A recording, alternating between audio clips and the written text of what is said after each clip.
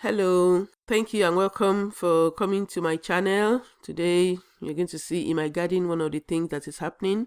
I'm showing you my giant sunflower. In the past, I used to have this sunflower that was very short. It was growing and finally it just was a very short sunflower. One day I was coming home and I saw this squirrel just darting around on my fence, and it left behind a sunflower, and I was like, oh, did this sunflower eat one of I realized it wasn't actually one of my own. So I took the seeds and just threw it into this pot, and it germinated. After watching it for a few days, the thing is actually growing. So there were three of them at the start, but by the time I was going to put it into some other pot, there were only two of them. Well, they've grown into these two giant sunflowers that you're seeing here, which is very good and very lovely to have around. And it's been pollinated by a bumblebee that we have around. We've had a lot of visitors to many of our flowers, and this is very encouraging because it makes the garden look very beautiful along with all the other plants that we have. But one thing that we've discovered is that these giant sunflowers are so tall and there's so many big flowers on the head that we start to have a kind of, what is called a phobia of sunflowers. That's a to phobia. It's not really a word, but well, we were not really comfortable with having the sunflower as soon as we entered into the garden. Other plants are more welcoming, so that's why we decided that these sunflowers will have to be relocated, and so put them at the back of the house. We have a little space there that we use for gardening as well, and is where the sunflower has had to stay until it's been producing its seeds, it's matured, and you can actually see at this point that the flowers are dry. There are no more yellow petals. You can only see the parts that were being pollinated by the bumblebees, and that has resulted in very good seeds on both of the big heads that we have.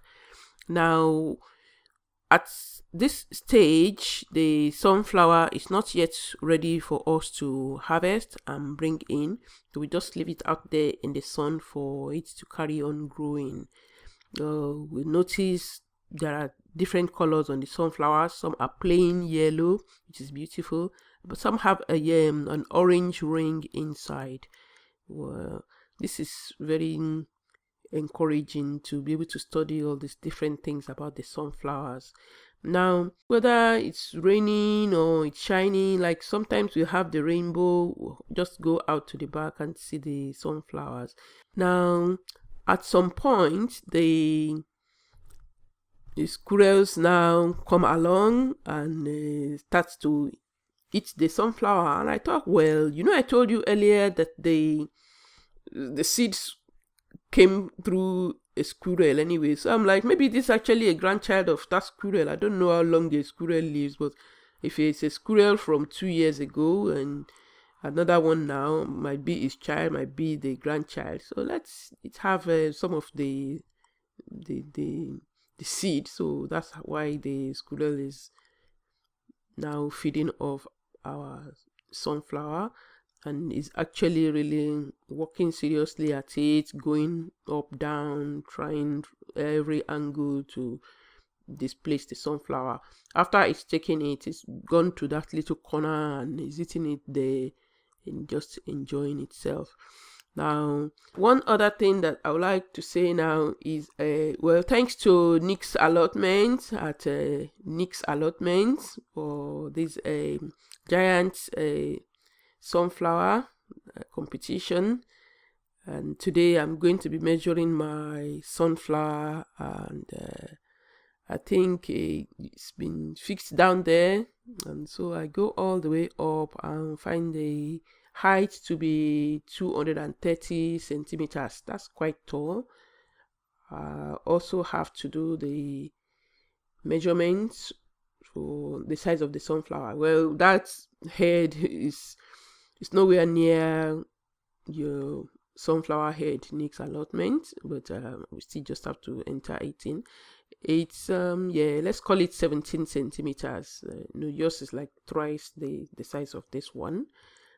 The most interesting thing about this is just the story of the squirrels eating them, and yet they still continue to flower, because we have one last flower on the sunflower, and I think it's going to be the last one anyway. I don't think any other tiny one is going to mature. So it's been a very good journey for us having this sunflower plants. And when we come out over here, we take a look across, and we can take a look at, actually when I look across and see the chimneys, it reminds me of the young Don Corleone in The Godfather, you know, when he at some point had to run over across the chimneys to get away from the crime, the very big crime that he had just committed. Remember that? Okay, so let's say thanks for watching. Please, if you like my video, subscribe, comment, and thumbs up. And I'll see you again some other time. I'll make time and put up some more videos. Thank you very much. This is Princess.